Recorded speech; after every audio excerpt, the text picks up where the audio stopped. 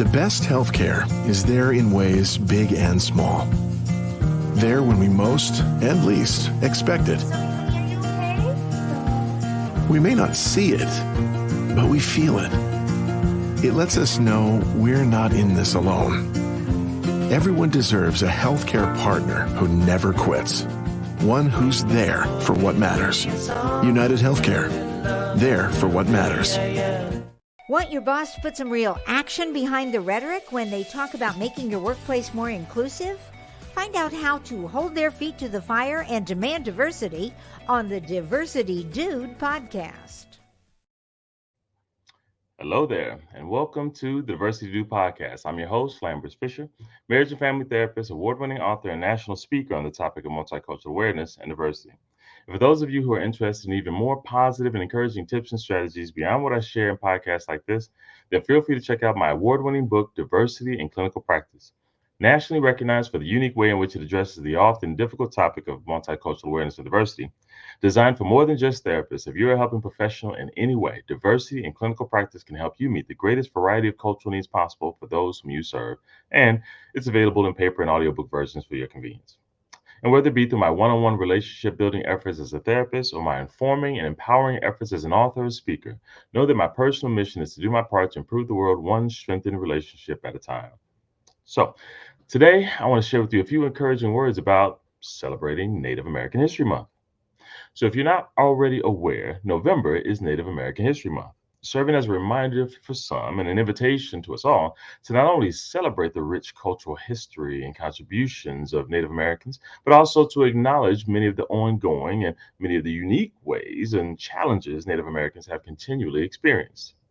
While I do not identify as being part of the Native American community, as a therapist, I have very much appreciated the opportunity to be welcomed into the emotionally vulnerable spaces of many who do, providing what I consider to be merely a glimpse of the many experiences there are to understand and continue to grow in my understanding of.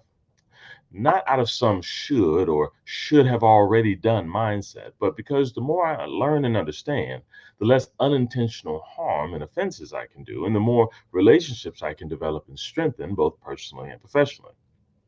With this in mind, instead of some insulting attempt to give you some everything you need to know in 10 minutes crash course of an entire culture group, I'll simply use the next few moments of your time to share a few of the most common misunderstandings related to American Indian, Native American, Indigenous cultures that I've personally seen damage interpersonal and cross-cultural relationships in order to help you avoid that hurt and similar offenses, and instead strengthen your relationships with increased understanding one day at a time.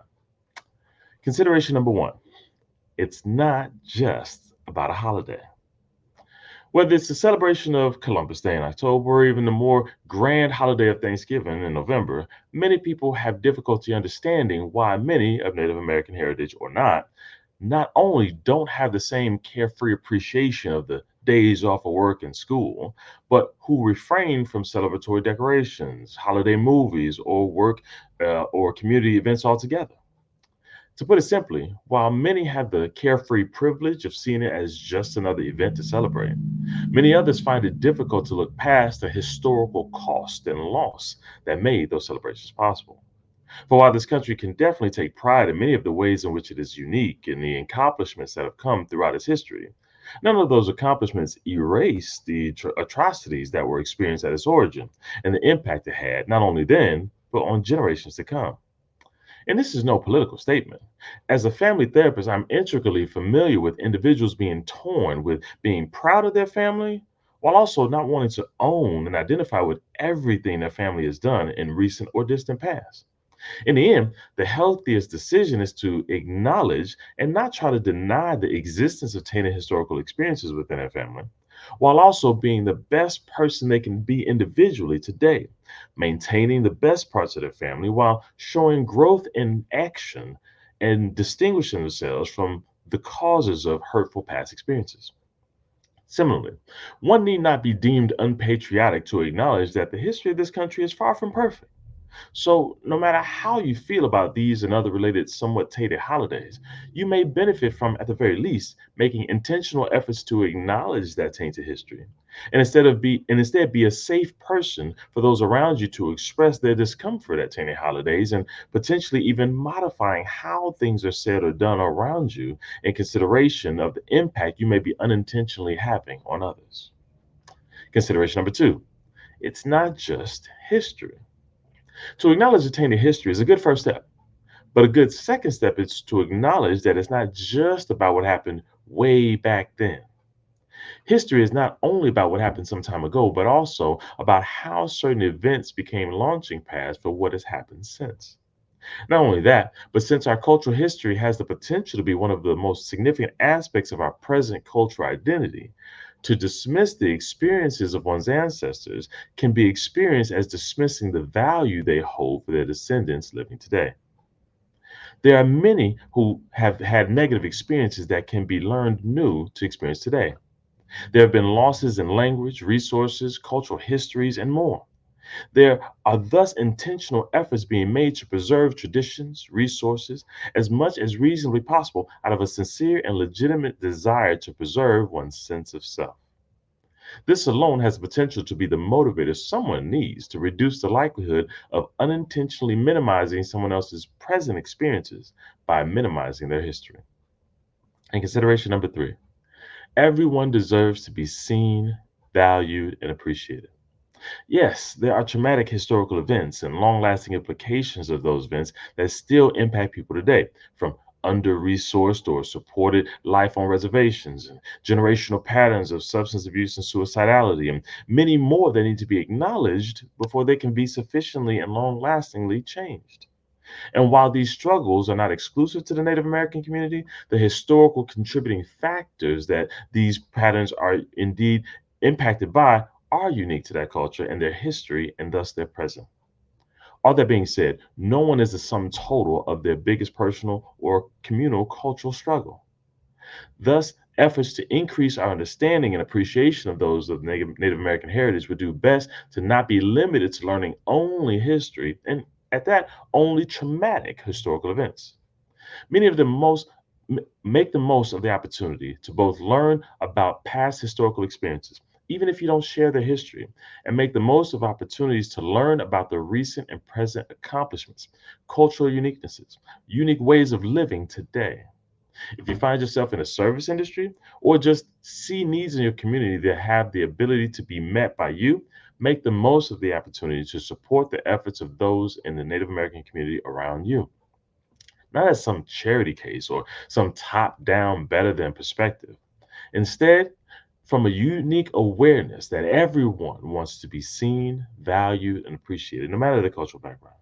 And if you see that those around you who are not feeling seen, valued, and appreciated, then use this as an opportunity to change that pattern in a personal way.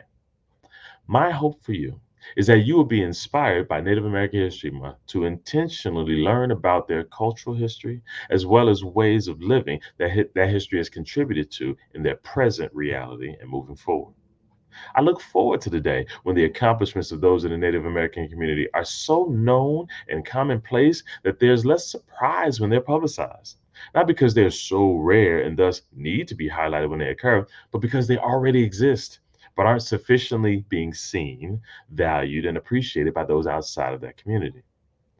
Increased awareness has the potential to spark hope, inspiration, and appreciation within as well as outside of the Native American community, contributing to a world in which every culture eventually has the same opportunity to see themselves represented or seen, valued, and appreciated, not just for the similarities, but for their uniquenesses as well.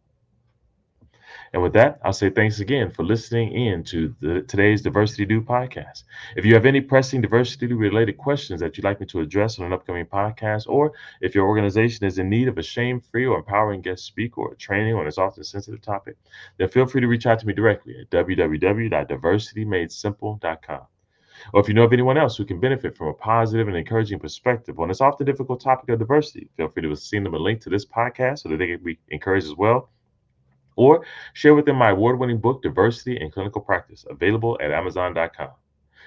And as usual, I look forward to addressing as many topics as possible in future podcasts to help you improve as many relationships as possible at work, at home, and in your community. And as always, remember this: you don't need to know everything about everyone in order to have a positive impact on someone.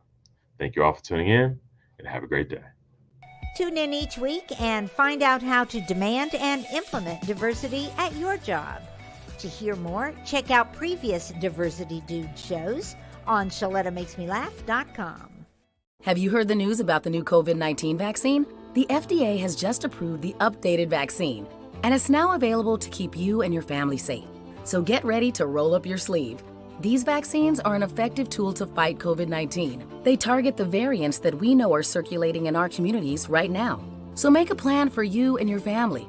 Contact your doctor, your clinic, your healthcare provider, or your local pharmacist and schedule appointments. The vaccine is authorized and recommended for all Minnesotans aged 6 months and older. Stay safe this fall and winter with the new COVID-19 vaccine. Ridership on Metro Transit is up. The number of folks taking buses, light rail, commuter trains has jumped by 21% over last year. This means more reliable, extended service and more connection for all of us riders. Have you noticed the expanded service on some key routes? Trips have been added to the Metro Orange line, and the frequency has improved to every 15 minutes. And the Metro A line operates every 10 minutes between noon and 6 p.m. on weekdays. Not only that, the bus route that operates in the core routes 2, 10, and 18 all have weekday service increased to every 10 minutes between noon and 6 p.m. All across the system, you're seeing service that is available earlier and later, and more service available on weekends. So come along for the ride on your Metro Transit. It's not just another day in your life. Things are changing for the better. At Comcast, we see those changes, and we're thinking about how we use technology today to live, work, learn, and play. And we're building for the future now, so we're better prepared for the wants and needs of tomorrow. That's why Comcast is rolling out multi-gig internet speeds to more than 50 million homes and businesses before the end of 2025, making our already industry-leading network even faster, smarter, greener, and more reliable. Over the decades, Comcast has been your partner, working hard to serve your community, and will continue to be your partner. We're expanding our gigabits so you can enjoy the tiny bits that matter most. When I walked across that stage at my high school graduation, I was excited, but confused about my next step. Then I walked through the doors at Doherty Family College. Doherty Family College is part of the University of St. Thomas. It's a 2-year college that lets you earn an associate's degree and puts you on a path to your bachelor's degree. Classes are small, so I have a personal relationship with professors committed to my success. Like the name says, they treat us like family. They call us scholars because they believe we could do anything we put our minds to. They set us up for excellence with free tutoring, and that's not the only thing that's free. Laptops, books, even breakfast and lunch, and bus fare. That's part of the package here at Doherty Family College. It's even free to apply. So do like I did. Go to dfc.stthomas.edu and set up a tour. We'd be excited to welcome you to our family here at Doherty Family College. You know Shaletta makes you laugh, but did you know Shaletta Brundage can also make you think and boost your business? Media personality, activist, and comedian Shaletta Brundage founded Shaletta Makes Me Laugh to celebrate and share the best of Black culture. It's a podcasting platform. You can download 10 weekly podcasts hosted by African-American subject experts at ShalettaMakesMeLaugh.com or wherever you find your favorite podcasts. ShalettaMakesMeLaugh.com is also a production house, creating broadcast quality commercial content. And Shaletta and her team of storytellers create powerful promotional campaigns to get businesses the brand awareness they're looking for. Some of Minnesota's top businesses trust Shaletta, and you can too. Get out the word about your events and products and get in front of communities of color with ShalettaMakesMeLaugh.com. She's got the power to help your business.